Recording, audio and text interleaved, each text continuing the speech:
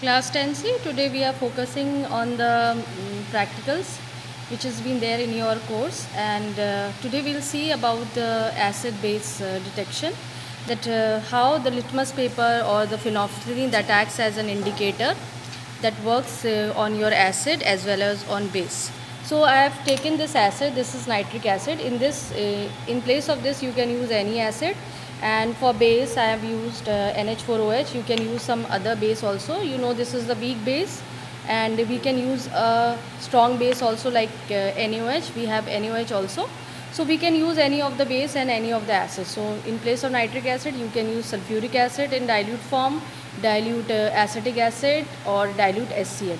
So you can use any of the acids. So let's focus over here. I have just used your test tubes, and in the test tube we can add a base. First of all, we'll detect the base, that how the base is been reacting with the paper, and when we add this in a base, it changes color from red to blue.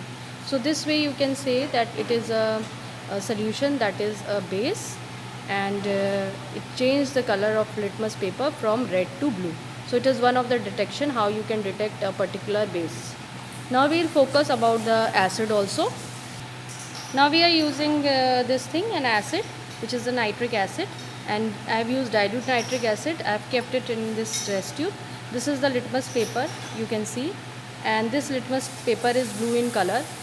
So this particular litmus paper, when you will add it in the acid, you can see the change in the color of this litmus paper. You can see initially it was blue, now it changes to red.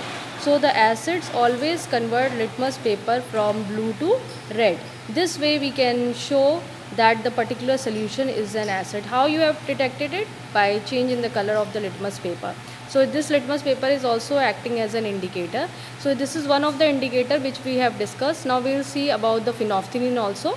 This thing you will see, this portion you will see in your chapter acid, base and salts. So there you can see this entire thing has been given, and you can just relate it. When you are seeing this particular practical, please focus on your book also.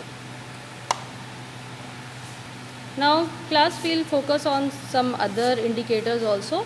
I am using phenolphthalein for that.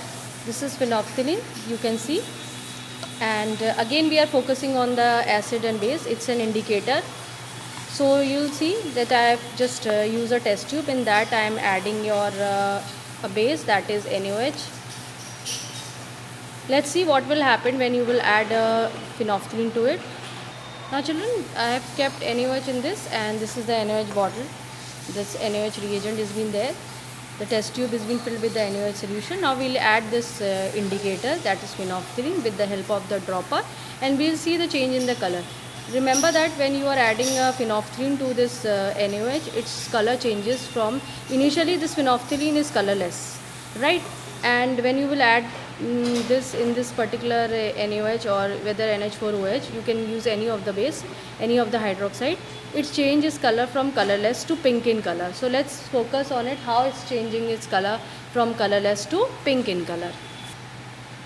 Now you can see I am adding phenolphthalein, and just see how its color has been changing. So this relates that this particular solution, whatever I have put in this test tube, it's base, because changing its color from colorless to pink. Because of phenolphthalein, its color has been changed. So over here phenolphthalein is acting as an indicator. Now the same indicator we can use for the acid also.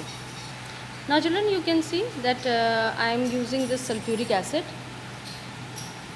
This is the test tube. I have already filled it with the sulfuric acid, and I am using this dropper.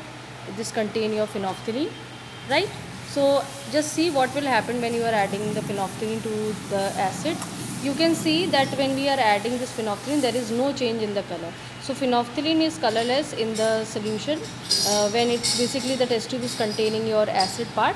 So it's remain colorless. So what happened, what conclusion we got it, that phenolphthalein gives pink color when you are adding it into a base, and but it's remain colorless in the acid solution. So I think this is clear to you. This way we can easily detect two solutions, whether they are acid or base, with the help of the litmus paper we have seen, and even with the help of the phenolphthalein also, the indicator we have seen.